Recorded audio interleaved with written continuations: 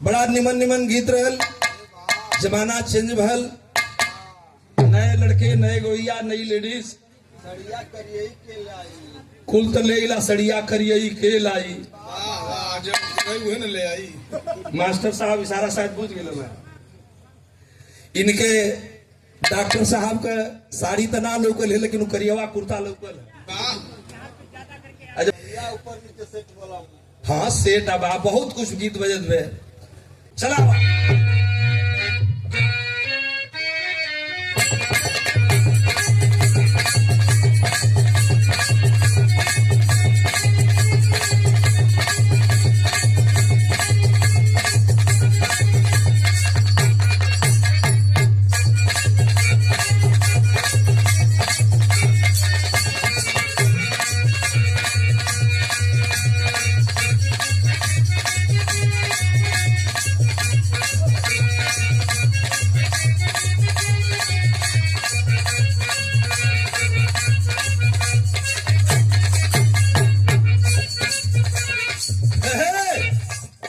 इ लड़का बिमलेश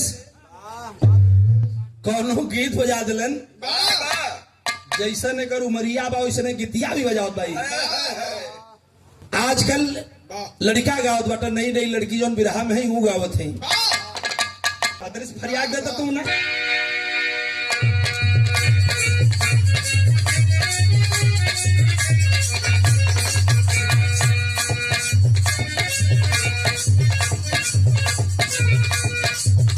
दुल्हन का नया नया रोना भइल, नया घर में प्रवेश हो गई।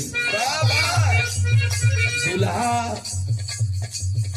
इतना कुताई रहल, कब साल भर साला बीते, कब कुछ नया पुरान होए।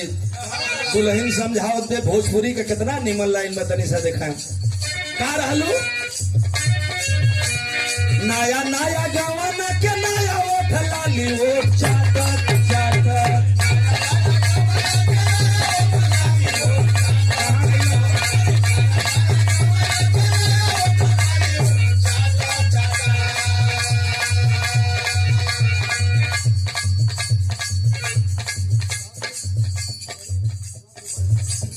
टीटी साहब, राजदेव साहब के बुआ के बड़े लड़के, बहुजन समाज पार्टी हरिनाथ राम उर्फ हरि भैया, सर उत्तरी विधानसभा के महासचिव हैं वाराणसी से। उत्तरी विधानसभा वाराणसी मंडल, आप वाराणसी से महासचिव हैं। भाई को सादर जय भीम नमो बुद्धाय, मंगल कामनाएं।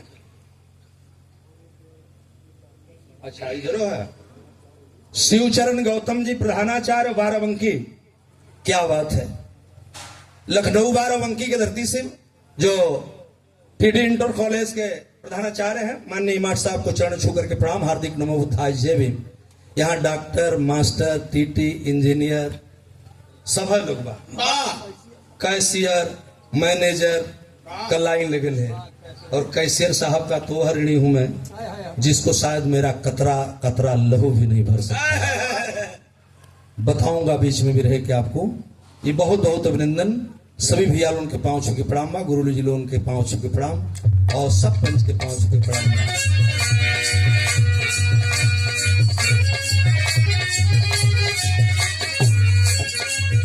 ये लड़का गाँव बाटे नया नया गावा ना के नया ओठ लाली ओठ चाटत।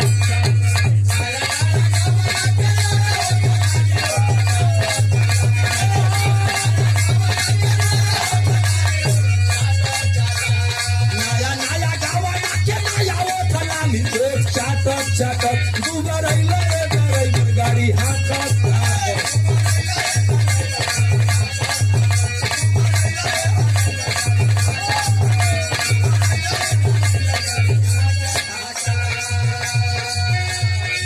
हरिंदर, आज से 10 दिन पहलवा कैशियर साहब मोबाइल पर एक बड़ा तेज न्यूज चलत रहे। उसको हमने भी देखा है, आपने भी देखा है। वो जब हम न्यूज सुन ली तो यही में दुल्हन अब एक बुझौनी और अंतरा में अपना दिमाग लगा करके हमने मिक्सिंग किया।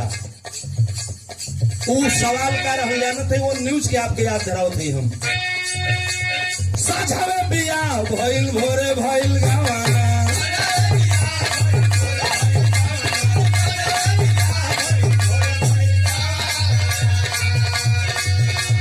साझावे बिया भइल भोरे भइल गवाना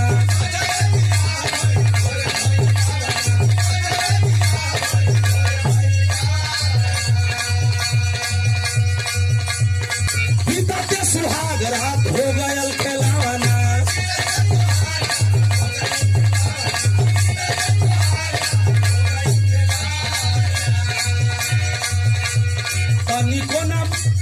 पानी को जाना लगाई हम तुम रही तो के डांटत डांटत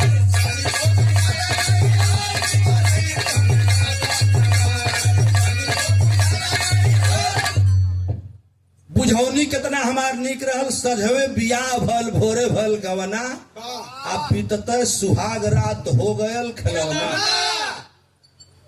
अब बुझे के बा ये बात के और बुझे के कहीं दूर न बा न्यूज चलत रहल मोबाइल पर सबके मोबाइल पर ही न्यूज देखा के मिलल। राती का शाम का सिंदूरदान भल बियाह भल दुल्हन घरे आयल कैसियर साहब आ दुल्हनिया घरवा आयल रतिया के बहन बीतत बीतत सवेरवा हो तो कल लइका होगा।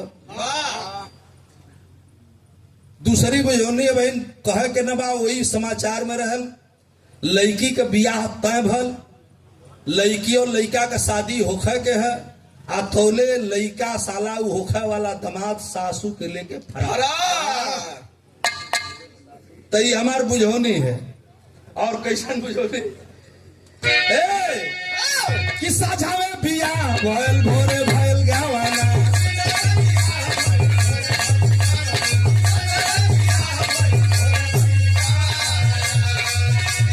बीतते सुहाग रात हो गयल खेलावाना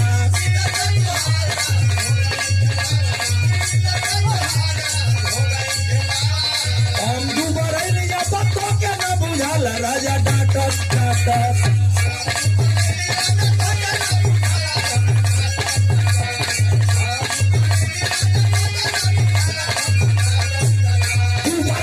ड्राइवर गाड़ी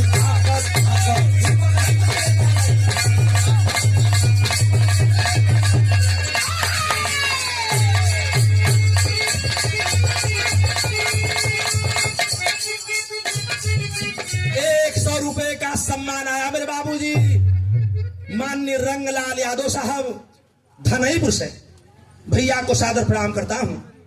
और ₹100 पुरस्कार आया है राम बच्चन यादव जी देखा ये है सम्मान और ये है प्यार ये है प्रेम। जिस मिट्टी का मैं नाम सुनता था आज दर्शन हो गया इस मिट्टी का। ऐसे महापुरुषों का दर्शन हुआ है जो बिरहा की मिट्टी को पैदा करती है। आप भैया कुछ मुन्ना लाल यादव जी सम्मानित बड़े भैया आप से माननीय टीटी साहब के मामा जी डॉक्टर संतलाल साहब बहुत नाम सुने थे संतलाल साहब जी का आप मामा हैं। गौरी शंकराचार्य का प्रणाम लेते जाइएगा। नमो बुद्धाय जय भीम। और बैंक ऑफ बड़ौदा देखा हम बतौली ने बैंक ऑफ बड़ौदा मोहम्मदाबाद ईसुपुर मोहम्मदाबाद कैसे साहब है ना माननीय कैशियर साहब आपको से सादर सम्मान आए हैं। ये है कलम की ताकत ये सादर 200 पुरस्कार अमवा के सतीमई गाजीपुर सूर्य मठ एमएलसी साहब के गांव से और बाबू अवधेश कुमार टीटी साहब के ननिहाल से बड़ा ही प्यारा रिश्ता है मेरे बाबू। एक फूल वहां का एक फूल यहाँ का और जब दोनों ही फूल मिलेला प्रधान जी तो तीसरी कोढ़ी की उत्पत्ति होले और उससे अब बगिया चल रही है। टीटी साहब के कुल 5 लड़के हैं जिसमें से 3 बेटियां हैं 2 बेटे हैं। और मैं बधाई दूंगा माननीय टीटी साहब की धर्मपत्नी जी को जिनको भैया ने बताया कि आज शादी की सालगिरह भी रही है। तो शादी की सालगिरह भी रही है गृह प्रवेश भी रहा है। ग्राम पचुरखुआ टीटी साहब के मामा साहब ये सादर आपको सम्मान आए हैं। हार्दिक नमो बुद्धाय जय भीम। माननीय टीटी साहब के बड़े साले साली, अच्छा बहरियाबाद से माने टीटी साहब की बड़ी साली से साहिबा जी हैं। आप इस परिवार के एक सदस्य हैं के रूप में है, रिश्तेदार हैं, खूनी रिश्ता है इस परिवार में। हार्दिक नमो बुद्धाय। तथागत भगवान गौतम बुद्ध के अनुकंपा हो, सकल पंच के पांव छू के प्रणाम करत बने। गीत आगे बढ़ गई, बजाओ कर ला आवाज।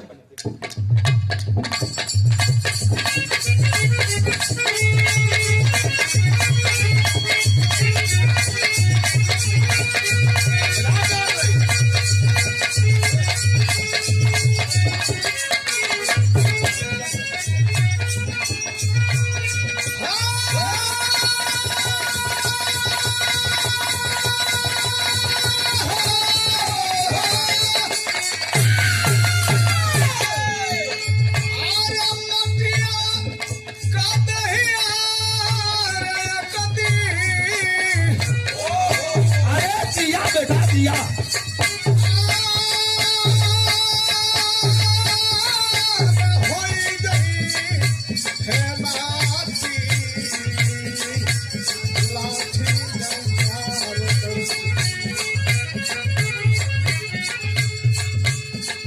मटिया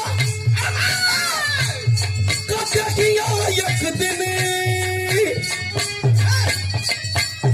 अरे होई जई है माटी लाठी डंडार बरसी मटिया कदहिया एक दिन ए साहेब